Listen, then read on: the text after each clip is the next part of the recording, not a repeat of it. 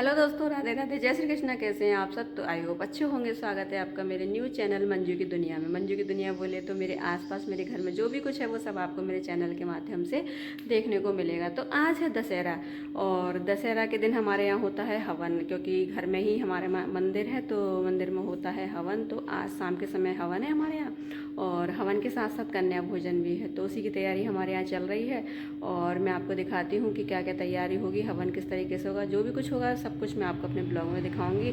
तो बने रहिए मेरे ब्लॉग में, मिलते हैं आगे। तो किसी के यहाँ अष्टमी की पूजा होती है, किसी के यहाँ नवमी की पूजा होती है। बेसिक से सभी लोगों के यहाँ नवमी को कन्या पूजन हो जाता है। और हमारे यहाँ क्या है, मंदिर है तो मंदिर में हवन भी होता है, और उसके बाद कन्या पूजन और कन्या भोजन की तैयारी चलती है। तो इसलिए हम लोग दशमी यानी कि दशहरा के दिन ही ये सारे काम करवाते हैं।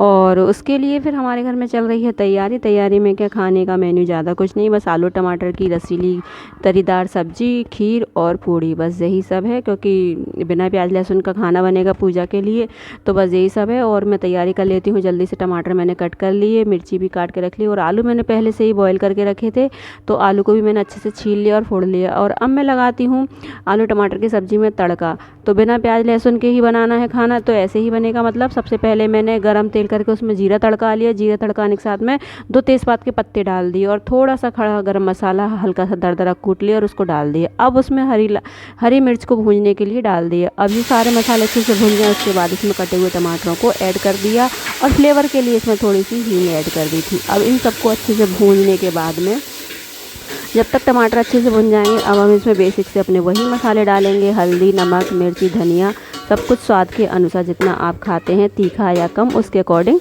डाल लेंगे। और उसके बाद डालने के बाद में जब तक इनको भूनेंगे, जब तक कि तेल मतलब टमाटर के ऊपर तेल तिरने ना लगे, मतलब तेल अपनी जगह ना छोड़ दे। और फिर अब इसके बाद में आ गई खीर। खीर बनाने के लिए मैंने दूध गर्म करने के लिए रख दिया था, और चावल भी भिगो के रख दिए थे। जब तक हमारा दूध गर्म हो रहा तब तक मैं आटा लगा लेती हूँ पूड़ियों के लिए। और पूड़ियों के लिए मैंने आटा भी लगा लिया था। मेरी तैयारी लगभग पूरी ही हो चुकी थी, और अब बारी थी पंडित जी के आने की। तो बस उन्हीं का वेट कर रहे थे, जब तक मैं जल्दी से सारी पूड़ियों को भी निकाल के रख लूँगी।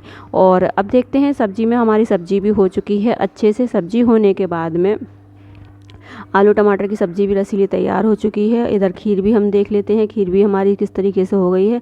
तो लगभग खीर भी हमारी तैयारी हो चुकी है। तो दोनों चीज़ हमारी तैयार हैं। तो अब थोड़ी बहुत पूजा के लिए मैं पूड़ियाँ निकाल के रख लूँगी, क्योंकि पंडित जी आ जाएंगे तो पूजा में पूड़ियों का और ये खीर वगैरह सब चीज़ का प्रसाद का भोग लगेगा, तो इसलिए भोग की पूड़ी मैं निकाल लूँगी छोटी छोटी। तो खीर भी मेरी बनकर तैयार हो चुकी है। तो इस तरीके से मतलब जो खाना था वो लगभग तैयार है, और पूजा की तैयारी अब हम करेंगे।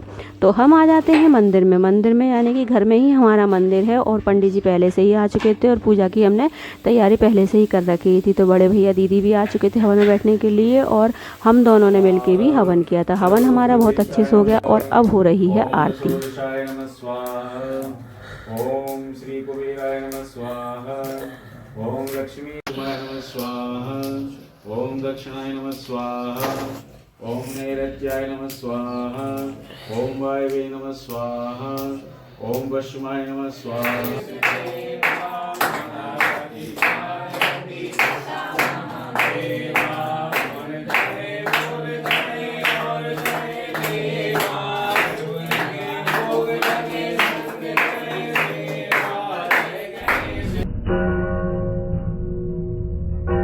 और हवन बहुत अच्छे से संपन्न हो चुका था। और हवन के बाद में अब बारी आ जाती है आरती की।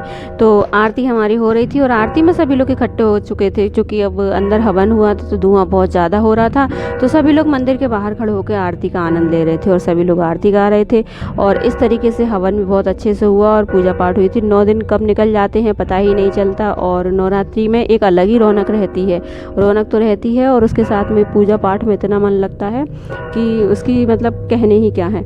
और फिर ये सब कुछ होने के बाद में अब बारी आ जाती है कन्या पूजन की। तो कन्या पूजन के लिए कन्याओं को, छोटी छोटी कन्याओं को बुला लिया था, और कन्याएं छोटी छोटी अपने पर्स टांग टांग के अलग अलग स्टाइल में आई थी, और उन सब के पैर धुलाए। पैर धुलाने के बाद में उन सबको अच्छे से स्वागत किया। अच्छे से स्वागत करने के बाद में और अब उनको बैठाया गया था खाने के लिए। तो छोटी छोटी कन्याएं हैं, खाना तो ज़्यादा नहीं खाती हैं, क्योंकि इनकी एक एक पूड़ी की खुराक रहती है बस खाली।